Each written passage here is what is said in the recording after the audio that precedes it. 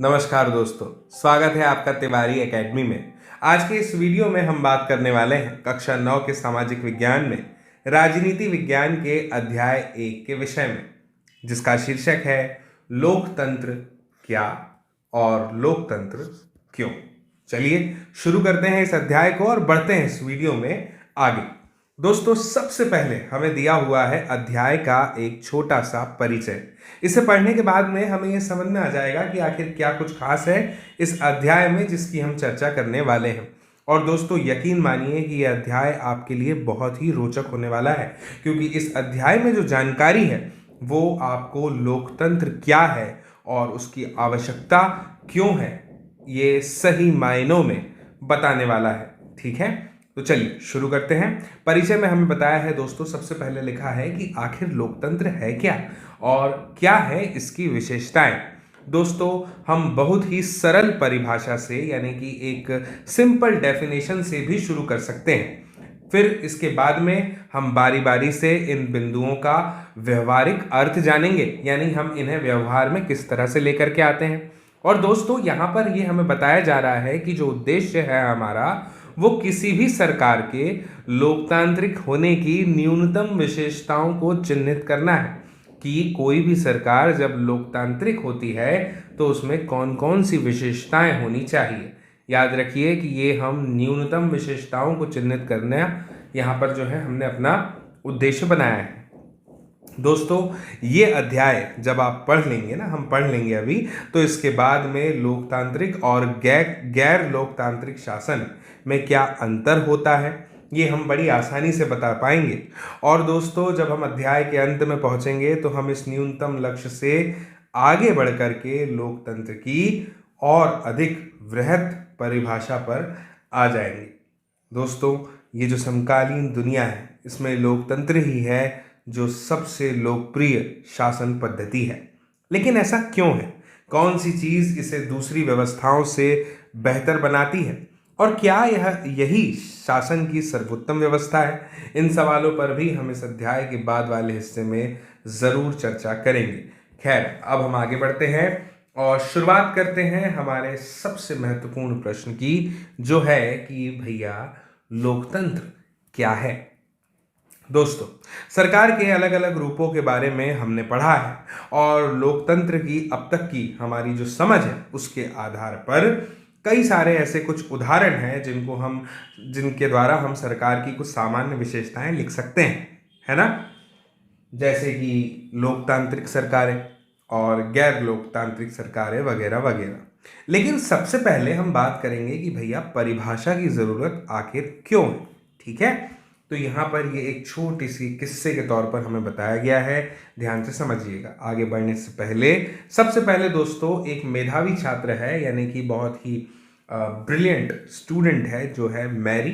और मैरी की आपत्ति पर हमें गौर करना है। वो क्या है कि लोकतंत्र को परिभाषित करने के इस तरीके को वो पसंद नहीं करती है और कुछ बुनियादी सवाल पूछना चाहती है जो कि ज़रूरी है। और मैरी की जो अध्यापिका है वो है मैटिल्डा लिंगडो। उन्होंने उसके सवालों का जवाब देना शुरू किया तो कक्षा की जो अन्य छात्राएं हैं वो भी इस चर्चा में भाग लेने लग गई। अब देखते हैं कि मैरी ने क्या पूछा। मैरी पूछ रही है कि मैडम, मुझे ये तरीका ठीक नहीं लगता।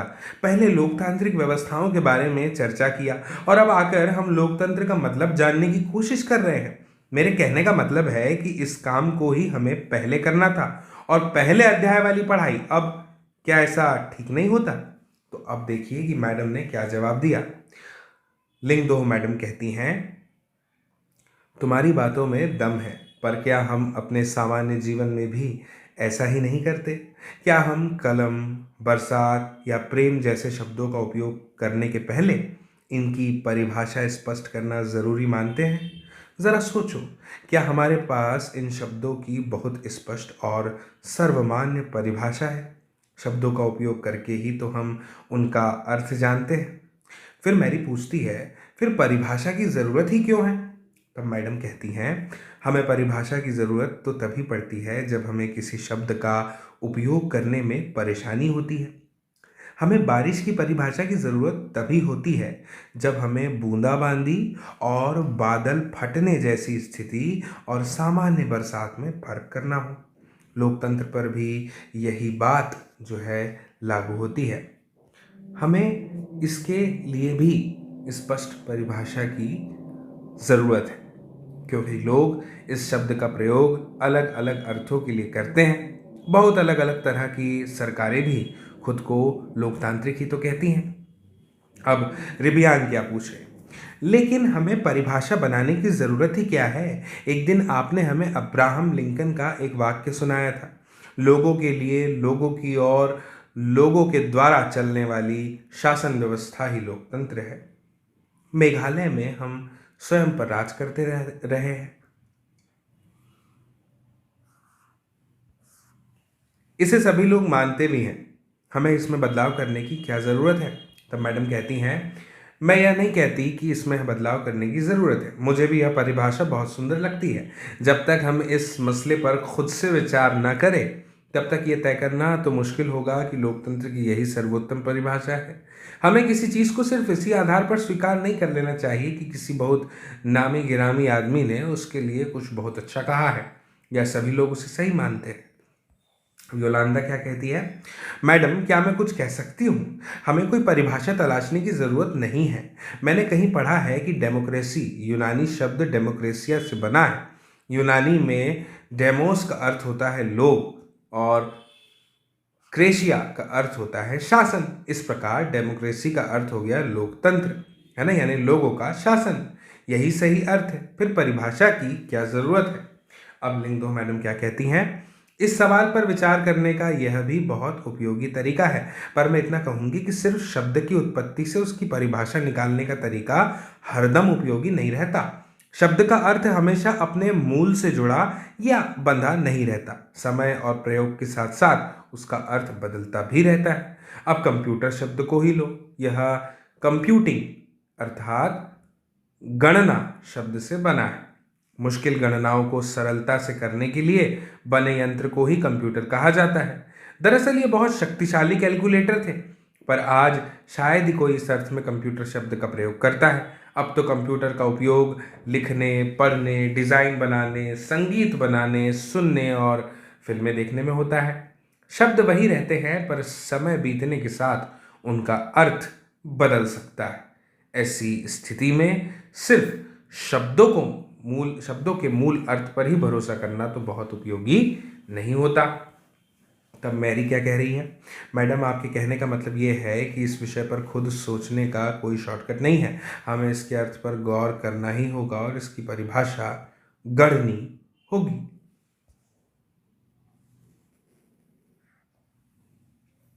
तब मैडम ने कहा, एकदम सही, इसलिए आओ अब ये काम कर ही डाले। दोस्तों अब बात करते हैं एक सरल परिभाषा की। दोस्तों हमें एक चर्चा पर फिर से गौर करना है ना, इस वाली पर, कि जो खुद को लोकतांत्रिक बताने का दावा करने वाली सरकारों के बीच की समानताओं और असमानताओं से ये जुड़ी थी। दोस्तों यहाँ पर हमें ये बताया गया है कि सभी लोकतांत्रिक व्यवस्थाएं जो है ना, उनकी जो पहचान है उसके लिए एक बहुत ही सरल पैमाना था। वो क्या है, लोगों के पास अपनी सरकार को चुनने का अधिकार होना।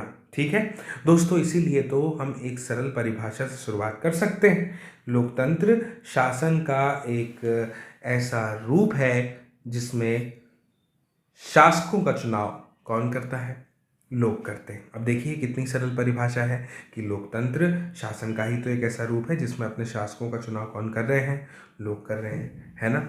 दोस्तों ये एक उपयोगी शुरुआत है। ये परिभाषा बहुत स्पष्ट ढंग से लोकतांत्रिक और गैर लोकतांत्रिक शासन व्यवस्थाओं में अंतर कर देती है ना। इसका मतलब क्या है कि अगर आप इस परिभाषा को ध्यान से देखें तो लोकतंत्र में जहाँ पर शासकों का चुनाव लोग करते हैं, वहीं पे गैर लोकतांत्रिक में इसके विपरीत स्थिति होती है ना। तो ये बात बिल्कुल सही है कि ये परिभाषा बहुत स्पष्ट ढंग से लोकतांत्रिक और गैर लोकतांत्रिक शासन व्यवस्थाओं में अंतर कर देती है। दोस्तों म्यांमार के सैनिक शासकों का चुनाव लोगों ने नहीं किया है। जिन लोगों का सेना पर नियंत्रण था वो देश के शासक बन गए। अब शासक के फैसलों में लोगों की कोई भागीदारी नहीं है। पिनोशे जो चिले जैसे तानाशाहों का चुनाव जो है वहाँ पर लोग नहीं करते। यही बात राजशाहियों पर भी लागू होती है। सऊदी अरब के शाह लोगों द्वारा शासक नहीं चुने गए, बल्कि राज परिवार में जन्म लेने के कारण उन्होंने ये हक पाया है दोस्तों। लेकिन ये सरल परिभाषा पूर्ण या पर्याप्त नहीं है। इससे हमें ये समझ में आता है क्या कि लोकतंत्र का मतलब लोगों का शासन है, पर इस परिभाषा का प्रयोग यदि हमने बिना सोचे समझे किया तो फिर उन सभी सरकारों को लोकतांत्रिक हमें कहना पड़ेगा। किनको? जो चुनाव करवाती है, और फिर हम सही नतीजे पर नहीं पहुंच पाएंगे दोस्तों। जैसा कि हमने अध्याय 3 में देखना है कि समकालीन दुनिया की हर सरकार, चाहे वो लोकतांत्रिक हो या ना हो, खुद को लोकतांत्रिक कहलाना चाहती हैं। इसीलिए दोस्तों हमें असली लोकतंत्र और एक दिखावटी लोकतंत्र जो है वाली सरकारों के बीच सावधानी पूर्वक फर्क करना होगा।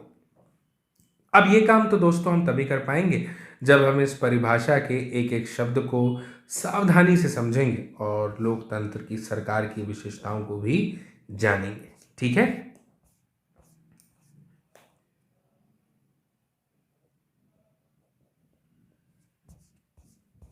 समझते हैं लोकतंत्र की विशेषताएं। दोस्तों इस सरल परिभाषा के साथ में हमने शुरुआत की है, लेकिन कि जो लोकतंत्र है वो शासन का एक रूप है जिसमें जनता शासकों का चुनाव करती है। अब इससे अनेक सवाल उठ खड़े होते हैं। कौन से? समझिए। इस परिभाषा के अनुसार शासक कौन है? दोस्तों किसी सरकार को लोकतांत्रिक कहे जाने के लिए उसके किन अधिकारियों को चुना होना आवश्यक है? लोकतंत्र में वे कौन से फैसले हैं जो बिना चुने हुए अधिकारी भी ले सकते हैं, है ना? दूसरा, किस तरह के चुनाव को लोकतांत्रिक चुनाव कहा जाता है? किसी चुनाव को लोकतांत्रिक कहने के लिए कौन सी शर्तें हैं जिनको पूरा किया जाना भी जरूरी है? और कौन लोग शासकों का चुनाव कर सकते हैं या खुद शासक चुने जा सकते हैं? क्या इसमें प्रत्येक नागरिक का बराबरी की हैसियत से भाग लेना जरूरी है? क्या कोई लोकतांत्रिक व्यवस्था अपने कुछ नागरिकों को इस अधिकार से वंचित कर सकती है? और अगला प्रश्न, सरकार के किस स्वरूप को लोकतांत्रिक कहेंगे? क्या चुने हुए शासक लोकतंत्र में अपनी मर्जी से सब कुछ कर सकते हैं, या लोकतांत्रिक सरकार के लिए कुछ लक्ष्मण रेखाओं में बंधकर काम करना जरूरी है? क्या लोकतांत्रिक शासन व्यवस्था को नागरिकों के कुछ अधिकारों का आदर करना चाहिए? आइए दोस्तों कुछ उदाहरण देखते हैं और इन्हीं उदाहरणों के साथ इन सब पर बारी बारी से विचार करेंगे। ध्यान से समझिएगा इन उदाहरणों को। प्रमुख फैसले निर्वाचित नेताओं के हाथ। दोस्तों पाकिस्तान में जनरल परवेज मुशर्रफ ने अक्टूबर 1999 में सैनिक तख्तापलट की अगुवाई करी थी। उन्होंने क्या किया? उन्होंने लोकतांत्रिक ढंग से चुनी हुई सरकार को उखाड़ कर फेंक दिया और खुद को देश का मुख्य कार्यकारी घोषित किया। बाद में दोस्तों उन्होंने खुद को राष्ट्रपति घोषित किया और 2002 में एक जनमत संग्रह करवा करके अपना जो कार्यकाल है वो 5 साल के लिए बढ़ा लिया। दोस्तों पाकिस्तानी मीडिया, मानवाधिकार संगठनों और लोकतंत्र के लिए काम करने वालों ने आरोप लगाया कि जनमत संग्रह एक धोखाधड़ी है और इसमें बड़े पैमाने पर गड़बड़ियां भी की गई हैं। फिर अगस्त 2002 में उन्होंने लीगल फ्रेमवर्क ऑर्डर के जरिए पाकिस्तान के संविधान को बदल डाला। इस ऑर्डर में क्या था दोस्तों? इस ऑर्डर के अनुसार राष्ट्रपति राष्ट्रीय और प्रांतीय असेंबलियों को भंग कर सकता है। मंत्रिपरिषद के कामकाज पर एक राष्ट्रीय सुरक्षा परिषद की निगरानी रहती है जिसके ज़्यादातर सदस्य फौजी अधिकारी हैं। इस कानून के पास हो जाने के बाद राष्ट्रीय और प्रांतीय असेंबलियों के लिए चुनाव कराए गए। इस प्रकार पाकिस्तान में चुनाव भी हुए। चुने हुए प्रतिनिधियों को कुछ अधिकार भी मिले दोस्तों, लेकिन सर्वोच्च सत्ता सेना के अधिकारियों और जनरल मुशर्रफ के पास थी। अब इससे एक बात स्पष्ट है दोस्तों कि जनरल मुशर्रफ के शासन वाले पाकिस्तान को लोकतंत्र न कहने के अनेक ठोस कारण हैं, लेकिन यहाँ सिर्फ एक कारण पर ही चर्चा करते हैं। क्या हम कह सकते हैं कि पाकिस्तान के लोगों ने अपने शासकों का चुनाव किया है? हम ऐसा नहीं कह सकते। लोगों ने राष्ट्रीय और प्रांतीय असेंबलियों के लिए अपने प्रतिनिधियों का चुनाव किया है, लेकिन चुने हुए प्रतिनिधि वास्तविक शासक नहीं थे। वे अंतिम फैसला नहीं कर सकते। अंतिम फैसला सेना के अधिकारियों और जनरल मुशर्रफ के हाथ में था, जो जनता द्वारा नहीं चुने गए थे। दोस्तों, ऐसा तानाशाही और राजशाही वाली अनेक शासन व्यवस्थाओं में होता है। वहाँ औपचारिक रूप से यानी फॉर्मेलिटी बेस्ड चुनी हुई संसद और सरकारें होती हैं, पर असली सत्ता उन लोगों के हाथ में होती है जिन्हें जनता नहीं चुनती। दोस्तों, कुछ देशों में असली ताकत विदेशी शक्तियों के हाथ में रहती है, न कि चुने हुए प्रतिनिधियों के हाथ में। दोस्तों, इसे लोगों का शासन नहीं कहा जा सकता, है ना। ये एक कार्टून यहाँ पर दिया हुआ है, ये लातीनी अमेरिका के संदर्भ में बना था। दोस्तों, इससे हम लोकतांत्रिक शासन व्यवस्था की पहली विशेषता पर पहुंचते हैं। वो क्या है? लोकतंत्र में अंतिम निर्णय लेने की शक्ति लोगों द्वारा चुने हुए प्रतिनिधियों के पास ही होनी चाहिए। अब बात करते हैं स्वतंत्र और निष्पक्ष चुनावी मुकाबले की। दोस्तों, चीन की संसद को कवांगो रैमिन दाइवियाओ दाहुई, जो कि राष्ट्रीय जनसंसद है, कहा जाता है ना। दोस्तों, चीन की संसद के लिए प्रति 5 वर्ष के बाद नियमित रूप से चुनाव होते हैं। इस संसद को देश का राष्ट्रपति नियुक्त करने का अधिकार है। इसमें पूरे चीन से करीब 3000 सदस्य आते हैं। कुछ सदस्यों का चुनाव सेना भी करती है। चुनाव लड़ने से पहले दोस्तों, सभी उम्मीदवारों को चीनी कम्युनिस्ट पार्टी से मंजूरी लेनी होती है। 2002-2003 में हुए चुनावों में सिर्फ कम्युनिस्ट पार्टी और उससे संबद्ध कुछ छोटी पार्टियों के सदस्यों को ही चुनाव लड़ने की अनुमति मिली। सरकार सदा कम्युनिस्ट पार्टी की ही बनती है। 1930 में आज़ाद होने के बाद से मैक्सिको में हर 6 वर्ष बाद राष्ट्रपति चुनने के लिए चुनाव कराए जाते हैं।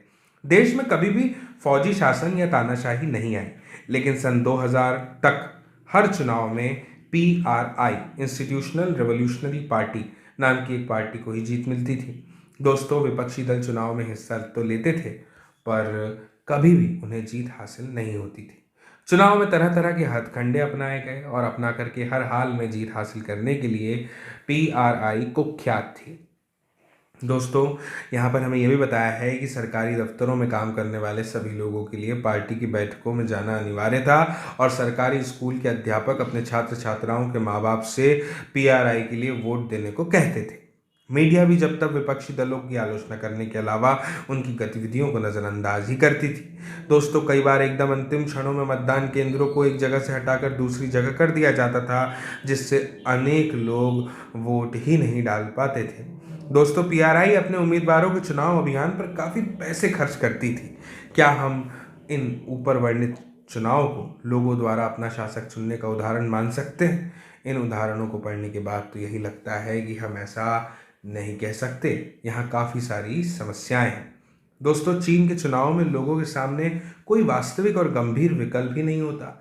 लोगों को शासक दल या उसके द्वारा स्वीकृत उम्मीदवारों को ही वोट देना होता है। क्या हम इसे मनपसंद चुनाव कह सकते हैं? दोस्तों, मैक्सिको के मामले में तो ऐसा लगता है कि कहने को विकल्प होते हुए भी असल में वहाँ की जनता के पास में कोई दूसरा विकल्प ही नहीं था। किसी भी तरह वहाँ शासक दल को पराजित नहीं किया जा सकता था। दोस्तों, लोगों के चाहने पर भी नहीं, वहाँ हुए चुनाव निष्पक्ष नहीं थे। इस प्रकार दोस्तों, अब हम लोकतंत्र की अपनी समझ में एक अन्य विशेषता या गुण को जोड़ सकते हैं। क्या? कि लोकतंत्र के लिए सिर्फ चुनाव कराना ही पर्याप्त नहीं होता। चुनाव में एक से ज़्यादा असली राजनैतिक विकल्पों के बीच चुनने की स्थिति भी होनी चाहिए। दोस्तों, लोगों के पास ये विकल्प रहना चाहिए कि वे चाहे तो शासक दल को गद्दी से उतार दें। इस प्रकार दोस्तों, लोकतंत्र निष्पक्ष और स्वतंत्र चुनाव पर आधारित होना चाहिए। क्यों? ताकि सत्ता में बैठे लोगों के लिए जीत हार के समान अवसर हो। दोस्तों, लोकतांत्रिक चुनाव के बारे में हम अध्याय 3 में और बातें जानेंगे। अब दोस्तों, हम बात करते हैं कि एक व्यक्ति, एक वोट और एक मोल। अभी हमने क्या पढ़ा दोस्तों कि किस तरह से लोकतंत्र के लिए जो संघर्ष होता है ना, वो सार्वभौम वयस्क मताधिकार के साथ में संबद्ध है, यानी जुड़ा हुआ है।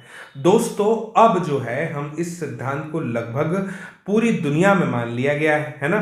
और किसी व्यक्ति को मतदान के समान अधिकार से वंचित करने के उदाहरण भी लेकिन इसके बावजूद कम नहीं आते दोस्तों। ठीक है, आप समझिए, कुछ पॉइंट्स हमें दिए गए हैं, यहाँ पे पढ़ता हूं मैं, सुनिएगा आप। 2015 तक सऊदी अरब में औरतों को वोट देने का अधिकार नहीं था।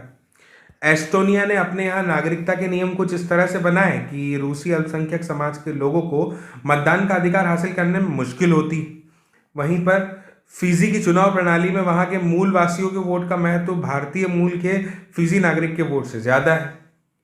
दोस्तों समझिए, लोकतंत्र राजनैतिक समानता के बुनियादी सिद्धांत पर आधारित है ना।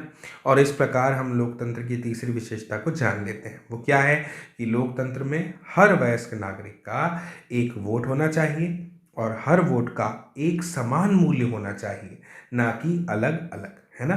दोस्तों अध्याय 3 में हम और विस्तार से इसके बारे में पढ़ेंगे, ठीक है।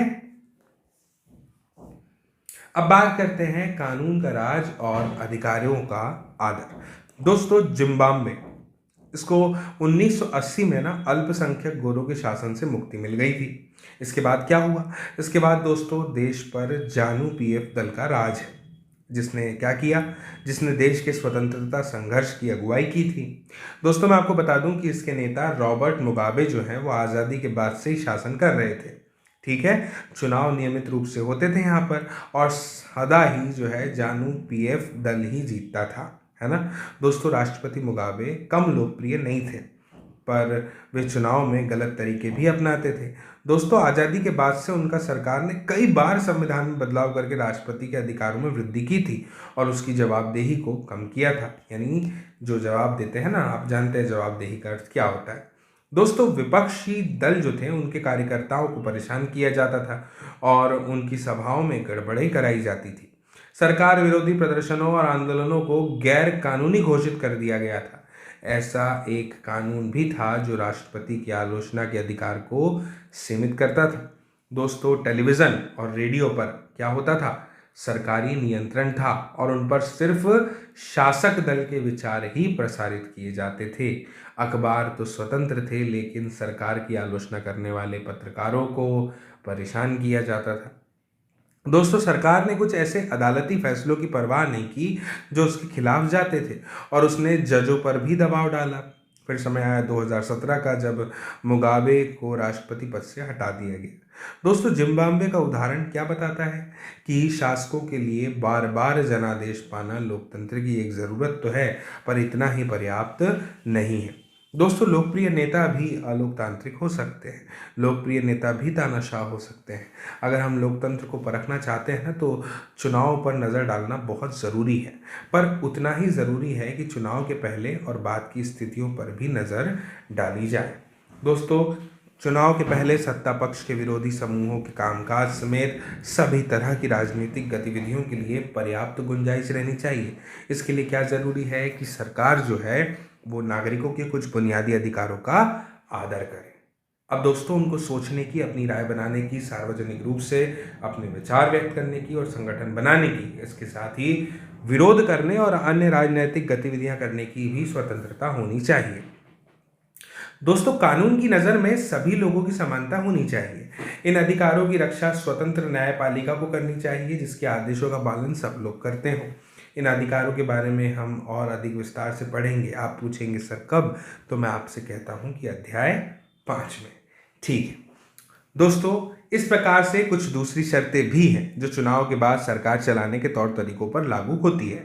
दोस्तों जब एक लोकतांत्रिक सरकार की हम बात करते हैं ना, तो वो सिर्फ इस कारण से मनमानी नहीं कर सकती कि उसने चुनाव जीत लिया है। दोस्तों उसे भी, यानी लोकतांत्रिक सरकार को भी कुछ बुनियादी तौर तरीकों का पालन करना पड़ता है। खास तौर से उसे अल्पमत वाले समूहों को जो दी गई कुछ गारंटियां हैं, इनका आदर करना होता है। हर प्रमुख फैसला लंबे विचार विमर्श के बाद लेना होता है। हर पदाधिकारी को उस पद के साथ जुड़े अधिकार और जिम्मेदारियां संविधान द्वारा ही दी जाती है।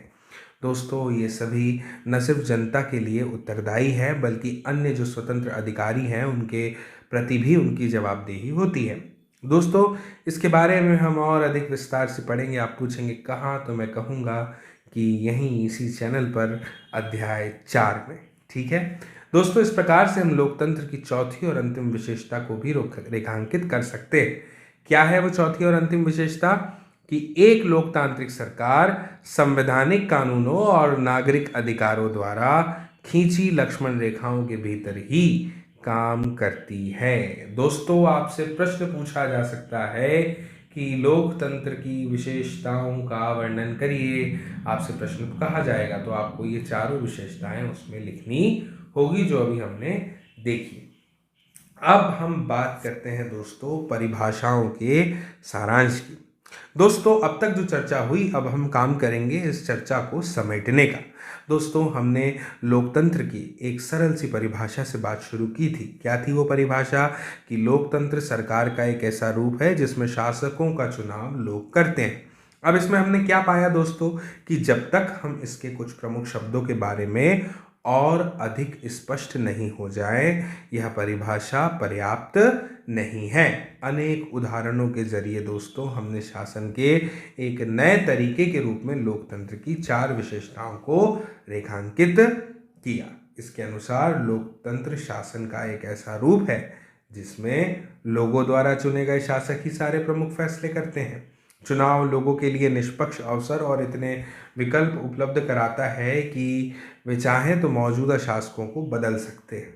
ये विकल्प और अवसर सभी लोगों को समान रूप से उपलब्ध हों और अंत में इस चुनाव से बनी सरकार संविधान द्वारा तय बुनियादी कानूनों और नागरिक अधिकारों के दायरे को मानते हुए काम करती है। ठीक है, ठीक है। अब आगे बढ़ते हैं और बात करते हैं अगले सबसे महत्वपूर्ण प्रश्न की। जब लोकतंत्र क्या समझ लिया तो अब समझेंगे लोकतंत्र ही क्यों। दोस्तों मैडम लिंगदो याद है ना आपको? अभी हमने शुरुआत में पढ़ा था उनके विषय में। मैडम लिंगदो की कक्षा में एक बहस शुरू हुई थी। उन्होंने इस अध्याय को यहाँ तक पढ़ाने के बाद छात्रों से पूछा कि क्या उन्हें लोकतंत्र की शासन का सबसे अच्छा स्वरूप लगता है। इस सवाल पर सबने कोई न कोई टिप्पणी की। क्या करी इसे भी समझिए। योलांदा का कहना है, हम लोकतांत्रिक देश में रहते हैं। दुनिया भर में सभी जगह लोग लोकतंत्र चाहते हैं। जिन देशों में पहले लोकतांत्रिक शासन प्रणाली नहीं थी वहां भी अब इसे अपनाया जा रहा है। सभी महान लोगों ने लोकतंत्र के बारे में अच्छी अच्छी बातें कही हैं। क्या इतने से ही यह स्पष्ट नहीं हो जाता कि लोकतंत्र सबसे अच्छा है? क्या अब भी इस पर बहस करने की जरूरत है? टांकिनी का क्या कहना है दोस्तों? टांकिनी का कहना है, लेकिन लिंगदो मैडम ने तो कहा था कि हमें किसी चीज़ को सिर्फ इसलिए नहीं मान लेना चाहिए कि बाकी सभी ने उसे मान लिया है। क्या ऐसा नहीं हो सकता कि बाकी सभी लोग गलत रास्ते पर जा रहे हों? तब जेनी कहती है कि हाँ, ये गलत रास्ता ही है। लोकतंत्र ने हमारे देश को क्या दे दिया है? आधी सदी से ज़्यादा समय से लोकतंत्र है और तब भी देश में इतनी अधिक गरीबी है। अब रिबियांग कहती है, लेकिन लोकतंत्र इसमें क्या कर सकता है? क्या हमारे यहाँ लोकतंत्र के कारण गरीबी है या फिर लोकतंत्र होने के बावजूद भी गरीबी है? जेनी का कहना क्या है, जो भी है इससे क्या फर्क पड़ता है। मुद्दा ये है कि हम इसे शासन का सर्वश्रेष्ठ रूप नहीं मान सकते। लोकतंत्र का मतलब है अराजकता, अस्थिरता, भ्रष्टाचार और दिखावा। राजनेता आपस में ही लड़ते रहते हैं। देश की परवाह किसे है? बाइमोन का कहना है, तो फिर इसकी जगह कौन सी प्रणाली होनी चाहिए? क्या अंग्रेजी हुकूमत वापस लाई जाए? बाहर से किसी राजा को देश पर शासन के लिए बुलाया जाए? तब रोज कहती है, पता नहीं, पर मुझे लगता है कि देश को एक मजबूत नेता की ज़रूरत है। ऐसे नेता की जिसे चुनाव की, संसद की परवाह न हो। एक ही नेता के पास सारे अधिकार हो। देश के हित में जो कुछ ज़रूरी हो वह सब करने में उसे सक्षम होना चाहिए। सिर्फ इसी से देश की गरीबी और भ्रष्टाचार खत्म होंगे। तभी कोई पीछे से चिल्लाया, इसी को तानाशाही कहते हैं। दोई क्या कहती है, अगर वह व्यक्ति सत्ता का उपयोग सिर्फ अपने लिए और अपने परिवार के लिए करने लगे तो क्या होगा? अगर वह खुद भ्रष्ट हो तब? रोज कहती है, मैं सिर्फ ईमानदार, संजीदा और मजबूत नेता की बात कर रही हूँ। दोई कहती है, यह ठीक नहीं है। तुम वास्तविक लोकतंत्र की तुलना आदर्श तानाशाही के साथ कर रही हो। हमें आदर्श की तुलना आदर्श के साथ और वास्तविक की तुलना वास्तविक से करनी चाहिए। जरा तानाशाहों के वास्तविक जीवन के बारे में पढ़ो। वे सबसे ज़्यादा भ्रष्ट, स्वार्थी और क्रूर होते हैं। होता सिर्फ यह है कि हमें उनके बारे में जानकारियाँ उपलब्ध नहीं हो पाती, और सबसे बड़ी गड़बड़ तो यही है कि आप उन्हें सत्ता से हटा भी नहीं सकते। दोस्तों मैडम जो थी लिंगदो, वो इस चर्चा को पूरी दिलचस्पी से सुन रही थी। उम्मीद है कि आपने भी सुना होगा। दोस्तों अब उन्होंने हस्तक्षेप किया, तुम सब लोग इतने मगन होकर इस बहस से लगे थे, यह देखकर मुझे खुशी हुई। मुझे नहीं मालूम कौन सही है कौन गलत, यह तो आप लोग ही सुलझाएं, पर मुझे लगा कि आप खुले दिमाग से बात कर रहे थे। अगर किसी ने आपको रोकने की कोशिश की होती या आपको अपनी बात कहने के लिए सजा दी होती तो निश्चित रूप से आपको बहुत बुरा लगता। क्या आप ऐसा उस देश में कर सकते हैं जहां लोकतंत्र ना हो? क्या यह लोकतंत्र के पक्ष में एक अच्छा तर्क है? अब बात करते हैं दोस्तों लोकतंत्र के खिलाफ तर्क की। दोस्तों इस चर्चा में लोकतंत्र के खिलाफ अधिकांश तर्क सामने आए हैं जिन्हें हम आमतौर पर सुनते हैं। ये तर्क कुछ इस प्रकार के हैं। पहला, लोकतंत्र में नेता बदलते रहते हैं, इससे अस्थिरता पैदा होती है। दूसरा, लोकतंत्र का मतलब सिर्फ राजनीतिक लड़ाई और सत्ता का खेल है, यहाँ नैतिकता की कोई जगह नहीं होती। तीसरा, लोकतांत्रिक व्यवस्था में इतने सारे लोगों से बहस और चर्चा करनी पड़ती है कि हर फैसले में देरी होती है। चौथा, चुने हुए नेताओं को लोगों के हितों का पता ही नहीं होता, इसके चलते खराब फैसले होते हैं। पांचवा, लोकतंत्र में चुनावी लड़ाई महत्वपूर्ण और खर्चीली होती है, इसलिए इसमें भ्रष्टाचार होता है। और अंत में सामान्य लोगों को पता ही नहीं होता कि उनके लिए क्या चीज़ अच्छी है और क्या चीज़ बुरी, इसलिए उन्हें किसी चीज़ का फैसला नहीं करना चाहिए। क्या दोस्तों लोकतंत्र के खिलाफ कुछ और भी बातें हैं जो आपके मन में रह गई हैं? इनमें से कौन सा तर्क मुख्य रूप से लोकतंत्र पर ही लागू होता है? इनमें से कौन सा तर्क किसी भी तरह की सरकार द्वारा सत्ता का दुरुपयोग करने के मामले में लागू नहीं होगा? या इनमें से किस तर्क से आप सहमत हैं? आइए समझते हैं। दोस्तों निश्चित रूप से लोकतंत्र जो है वो सभी समस्याओं को खत्म करने वाली कोई जादू की छड़ी तो नहीं है ना। लोकतंत्र ने हमारे देश में या दुनिया के अन्य हिस्सों में भी गरीबी नहीं मिटाई है। सरकार के स्वरूप के तौर पर लोकतंत्र सिर्फ इसी बुनियादी चीज़ को तो देखता है कि लोग जो है वो अपने बारे में खुद फैसले करें, है ना। इससे दोस्तों इस बात की गारंटी नहीं हो जाती कि उनके सभी फैसले अच्छे ही होंगे। लोग गलतियां भी कर सकते हैं। इन फैसलों में दोस्तों लोगों को भागीदार बनाने से फैसलों में देरी होती है। और ये भी सही है कि लोकतंत्र में जल्दी जल्दी नेतृत्व परिवर्तन होता है। कई बार दोस्तों बड़े फैसलों और सरकार की कार्यकुशलता पर भी इसका बुरा असर होता है। इन तर्कों से ये लगता है कि हम लोकतंत्र का जो रूप देखते हैं वह सरकार का आदर्श स्वरूप नहीं हो सकता, पर वास्तविक जीवन में हमारे सामने ये सवाल नहीं होता। दोस्तों वहाँ पर तो ये सवाल होता है कि क्या हमारे पास सरकार के स्वरूपों के जो विकल्प हैं, जो ऑप्शंस अवेलेबल हैं, उनमें लोकतंत्र किसी भी दूसरे से बेहतर है? दोस्तों अब हम बात करते हैं लोकतंत्र के पक्ष में तर्क की। दोस्तों चीन में 1958 से 61 के दौरान पड़ा जो अकाल उस विश्व इतिहास का अब तक का ज्ञात सबसे भयावह अकाल था। इसमें दोस्तों करीब 3 करोड़ लोग भूख से मर गए थे। उन दिनों भारत की आर्थिक स्थिति चीन से कोई बहुत अच्छी नहीं थी, फिर भी भारत में चीन के समान अकाल और भुखमरी की स्थिति नहीं आई। अर्थशास्त्रियों ने क्या माना कि ऐसा दोनों देशों की सरकारी नीतियों के अंतर के कारण हुआ। दोस्तों भारत में लोकतांत्रिक व्यवस्था होने के कारण भारत सरकार ने खाद्य सुरक्षा के मामले में जिस तरह से काम किया वैसा करने की ज़रूरत चीनी सरकार ने महसूस ही नहीं की। अर्थशास्त्रियों का यह भी कहना है कि किसी भी स्वतंत्र और लोकतांत्रिक देश में कभी भी बड़ा अकाल और बड़ी संख्या से भुखमरी नहीं हुई है।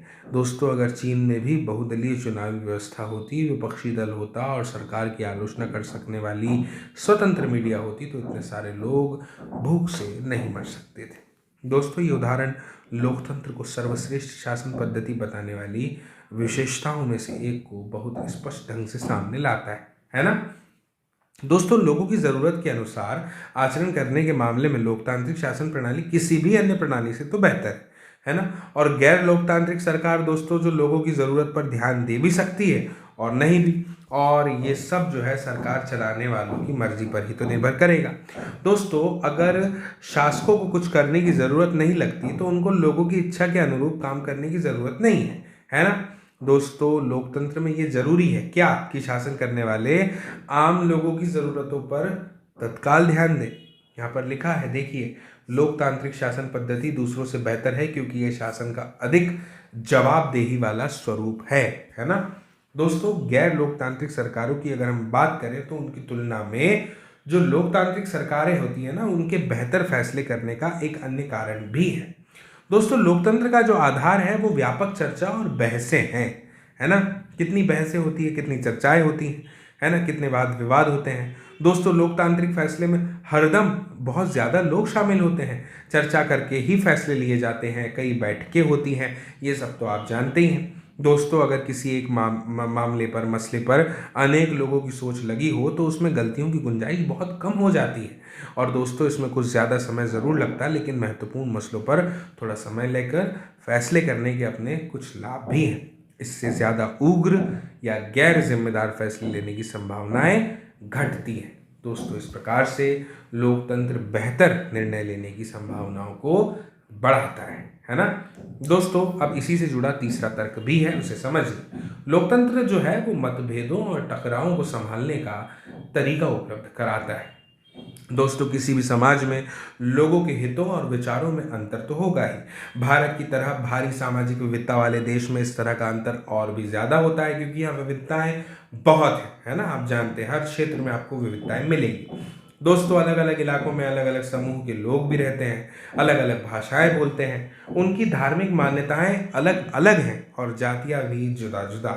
दोस्तों दुनिया को ये सभी अलग अलग दृष्टिकोण से देखते हैं और उनकी पसंद में भी तो अंतर है ना। आपकी मेरी पसंद में अंतर है। दोस्तों एक समूह की पसंद और दूसरे समूह की पसंद में टकराव भी होता है, और ऐसे टकराव को कैसे सुलझाएंगे? दोस्तों इसे ताकत के बल पर तो सुलझाया जा सकता है।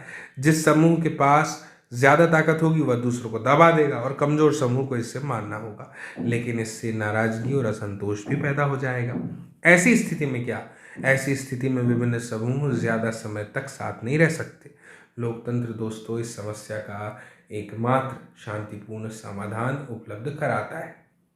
दोस्तों लोकतंत्र में कोई भी स्थायी विजेता नहीं होता और कोई स्थायी रूप से पराजित भी नहीं होता। विभिन्न समूह एक दूसरे के साथ शांतिपूर्ण ढंग से रह सकते हैं। भारत की तरह विविधता वाले देश को लोकतंत्र ही है जो एकजुट बनाए हुए है। दोस्तों बेहतर सरकार और सामाजिक जीवन पर प्रभाव के हिसाब से ये तीनों तर्क लोकतंत्र को काफ़ी मजबूत साबित करते हैं, है ना। और दोस्तों ये तर्क लोकतंत्र और नागरिकों के रिश्ते का है। लोकतंत्र में नागरिकों की जो हैसियत होती है वह किसी और व्यवस्था में तो नहीं होती, यह तो हम भली बात ही जानते हैं। और दोस्तों अगर इस व्यवस्था में बेहतर फैसले लेने और जो जवाबदेह और उत्तरदायी सरकार है उसको चलाने का काम ना भी हो, तब भी यह दूसरों से बेहतर है। लोकतंत्र नागरिकों का सम्मान बढ़ाता है। लोकतंत्र राजनीति समानता के सिद्धांत पर आधारित है। दोस्तों यहाँ सबसे गरीब और अनपढ़ को भी वही दर्जा है प्राप्त जो अमीर और पढ़े लिखे लोगों को है। दोस्तों लोग किसी शासक की प्रजा न होकर के खुद अपने शासक हैं। अगर वह गलतियां करते हैं तब भी वे खुद इसके लिए जिम्मेदार हैं, जवाबदेह हैं। दोस्तों लोकतंत्र के पक्ष में अगर आखिरी तर्क की बात की जाए तो वो यही है कि लोकतांत्रिक व्यवस्था दूसरों से बेहतर है। क्यों? क्योंकि इसमें हमें अपनी गलती ठीक करने का अवसर भी मिलता है। दोस्तों जैसा कि हमने अभी देखा कि इस बात की कोई गारंटी नहीं है कि लोकतंत्र में कोई गलती नहीं हो सकती। किसी भी किस्म की सरकार इस बात की गारंटी तो कभी नहीं दे सकती। दोस्तों इस मामले में लोकतंत्र का लाभ जरूर है। वो क्या? कि इसमें गलतियों को ज़्यादा देर तक छुपाए नहीं रखा जा सकता। इन गलतियों पर सार्वजनिक चर्चा की गुंजाइश हमेशा लोकतंत्र में है और फिर इनमें सुधार करने की गुंजाइश भी है। इसका क्या मतलब है? इसका मतलब ये है कि या तो शासक समूह अपना फैसला बदले या शासक समूह को ही बदला जा सकता है। दोस्तों गैर लोकतांत्रिक सरकारों में ऐसा नहीं किया जा सकता। चलिए अब इस चर्चा को दोस्तों हम समेटने का समय आ गया है। लोकतंत्र हमें सब चीज़ नहीं दे सकता और ना ही यह सभी समस्याओं का समाधान है, लेकिन ये साफ तौर पर उन सभी दूसरी व्यवस्थाओं से तो बेहतर है जिन्हें हम जानते हैं, दुनिया के लोगों को जिनका अनुभव है। दोस्तों ये अच्छे फैसलों के लिए बेहतर अवसर उपलब्ध कराता है। इसमें लोगों की इच्छाओं का सम्मान किए जाने की ज़्यादा संभावना है और इसमें अलग अलग तरह के लोग ज़्यादा बेहतर ढंग के साथ में रह सकते हैं। अगर यहाँ इनमें से कुछ काम करने में असफल रहता है तब भी इसमें गलती सुधारने की संभावना है और इसमें सभी नागरिकों को ज़्यादा सम्मान मिलता है। इसी वजह से लोकतंत्र को सबसे अच्छी शासन व्यवस्था माना जाता है। ठीक है, मुझे उम्मीद है कि ये बात आपको समझ में आई होगी। ठीक है, अब समझते हैं दोस्तों लोकतंत्र का बृहत्तर अर्थ। ये भी तो हमें समझना बहुत ज़रूरी है। दोस्तों आप जानते हैं कि इस अध्याय में हमने लोकतंत्र की एक सीमित और विवरण देने वाली विवरणात्मक शैली में चर्चा करी है। दोस्तों, हमने शासन के एक स्वरूप के तौर पर लोकतंत्र को समझा है और लोकतंत्र की इस प्रकार की जो व्याख्या हमने की हमें उन न्यूनतम विशेषताओं या गुण की पहचान कराती हैं कौन से जो लोकतंत्र की ज़रूरत है। दोस्तों, हमारे समय में लोकतंत्र का सबसे आम रूप जो है वो है प्रतिनिधित्व वाला लोकतंत्र।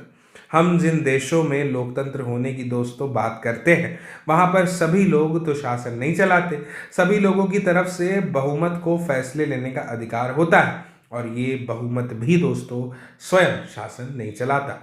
बहुमत का शासन भी चुने हुए प्रतिनिधियों के माध्यम से ही होता है। अब ये ज़रूरी भी हो जाता है। आप कहेंगे क्यों? तो मैं कहूँगा क्योंकि आधुनिक लोकतांत्रिक शासन व्यवस्था में इतने अधिक लोग होते हैं दोस्तों कि हर बात के लिए सबको साथ बैठाकर सामूहिक फैसला कर पाना संभव ही नहीं हो सकता। दोस्तों, अगर ये संभव हो ना तब भी हर एक नागरिक के पास हर फैसले में भाग लेने का समय, इच्छा और योग्यता या कौशल नहीं होता। इसमें दोस्तों हमें लोकतंत्र की स्पष्ट लेकिन न्यूनतम जरूरी समझ मिलती है। इस स्पष्टता से दोस्तों हमें लोकतांत्रिक और अलोकतांत्रिक सरकार में अंतर करने में भी मदद यानी सहायता मिलती है। लेकिन इससे हमें एक सामान्य लोकतंत्र और एक अच्छे लोकतंत्र के बीच अंतर करने की क्षमता नहीं मिल जाती। इससे हम लोकतंत्र को सरकार से परे जाकर नहीं समझ पाते। इसके लिए हमें लोकतंत्र के वृहत्तर अर्थ को समझना होगा। चलिए दोस्तों, कई बार हम लोकतंत्र का प्रयोग सरकार से अलग संगठनों के लिए भी करते हैं। जरा इन कथनों पर गौर कीजिए, मैं पढ़ता हूं, आप सुनिएगा। पहला, हम लोगों का परिवार काफी लोकतांत्रिक है। जब भी फैसला करना होता है तो हम सभी साथ बैठकर आपसी सहमति से फैसले लेते हैं। फैसले में मेरे विचारों का भी उतना ही महत्व होता है जितना मेरे पिताजी का। दूसरा समझिए, मुझे वे शिक्षक नापसंद है जो कक्षा में छात्रों को बोलने और सवाल पूछने की इजाजत नहीं देते। मैं तो ऐसा शिक्षक पसंद करूंगी जो लोकतांत्रिक मानसिकता का हो। तीसरा, एक नेता और उसके परिवार के लोग इस पार्टी के सारे फैसले करते हैं, वे क्या लोकतंत्र की बात करेंगे? दोस्तों, लोकतंत्र शब्द का इस तरह प्रयोग फैसले लेने के उसके बुनियादी तरीके को भी उजागर करता है ना? लोकतांत्रिक फैसले का मतलब क्या होता है दोस्तों? यही कि उस फैसले से प्रभावित होने वाले सभी लोगों के साथ विचार विमर्श करने के बाद और उनकी स्वीकृति से फैसला लेना, यानी जो कि बहुत शक्तिशाली ना हो उसका भी किसी फैसले में उतना ही महत्व होना चाहिए जितना किसी बहुत शक्तिशाली का होता है। दोस्तों, ये बात सरकार या परिवार पर भी तो लागू होती है और किसी संगठन पर भी लागू होगी। दोस्तों, इसी प्रकार से लोकतंत्र एक ऐसा सिद्धांत है जिसका प्रयोग जीवन के किसी भी क्षेत्र में हो सकता है ना? कई बार दोस्तों हम लोकतंत्र शब्द का प्रयोग किसी मौजूदा सरकार के लिए नहीं करके कुछ आदर्शों के लिए भी करते हैं। इन्हें पाने का प्रयास सभी लोकतांत्रिक शासनों को जरूर करना चाहिए। दोस्तों, इस देश में वास्तविक लोकतंत्र तभी आएगा जब किसी को भी भूखे पेट सोने की जरूरत नहीं रहेगी। लोकतंत्र में प्रत्येक नागरिक को फैसला लेने में समान भूमिका निभानी चाहिए। इसके लिए दोस्तों वोट के समान अधिकार भर की जरूरत नहीं है ना? हर नागरिक को इसके लिए सूचना की समान उपलब्धता, बुनियादी शिक्षा, बुनियादी संसाधन और पक्की निष्ठा भी होनी चाहिए। दोस्तों, अगर हम इन सब आदर्श पैमानों के आधार पर आज की शासन व्यवस्थाओं को परखेंगे तो हमें क्या लगेगा? यही कि दुनिया में कहीं भी लोकतंत्र नहीं है। दोस्तों, फिर भी मैं आपको बता दूं कि आदर्श के रूप में लोकतंत्र की हमारी जो समझदारी है हमें बार बार ये याद दिलाती है कि हम लोकतंत्र को इतना महत्व आखिर क्यों देते हैं। दोस्तों, इससे हमें मौजूदा लोकतांत्रिक व्यवस्थाओं को परखने और उनकी कमजोरियों की पहचान करने में भी तो सहायता मिलती है। और इसके साथ ही दोस्तों हमें न्यूनतम या काम चलाऊ लोकतंत्र और अच्छे लोकतंत्र के बीच का अंतर समझने में भी सहायता मिलती है। में दोस्तों हमने लोकतंत्र की व्यापक अवधारणा पर ज़्यादा बातें तो नहीं की है। हमने सिर्फ शासन के एक तरीके के रूप में लोकतंत्र के कुछ बुनियादी संस्थागत स्वरूपों की चर्चा करी है। दोस्तों, जब अगला वर्ष आएगा तब हम लोकतांत्रिक समाज और अपने लोकतंत्र के मूल्यांकन के तरीकों के बारे में और ज़्यादा बातें जानेंगे। दोस्तों, इस समय हमें सिर्फ इतना याद कर लेना बहुत ज़रूरी है कि लोकतंत्र जो है वो जीवन के अनेक पहलुओं में बहुत ही प्रासंगिक है और लोकतंत्र कई रूप ग्रहण भी कर सकता है। समानता के आधार पर चर्चा और विचार विमर्श के बुनियादी सिद्धांत को दोस्तों अगर माना जाए तो लोकतांत्रिक ढंग का फैसला भी जो है ना वो कई तरह का हो सकता है। आज की दुनिया में दोस्तों लोकतांत्रिक शासन व्यवस्था का सबसे आम रूप है और लोगों द्वारा चुने गए प्रतिनिधियों के माध्यम से ही शासन चलाना, यही है दोस्तों। इसके बारे में हम अध्याय 4 में और अधिक विस्तार से पढ़ेंगे। और जब समुदाय, यहाँ पर कहा गया है कि लेकिन जब समुदाय छोटा हो तब लोकतांत्रिक फैसले लेने के दूसरे तरीके भी अपनाए जा सकते हैं। फिर तो सभी लोग साथ बैठकर सीधे वहीं फैसला कर सकते हैं। किसी गांव की ग्राम सभा को इसी तरह काम करना चाहिए। क्या दोस्तों हम लोकतांत्रिक फैसले लेने के कुछ और तरीकों की कल्पना कर सकते हैं?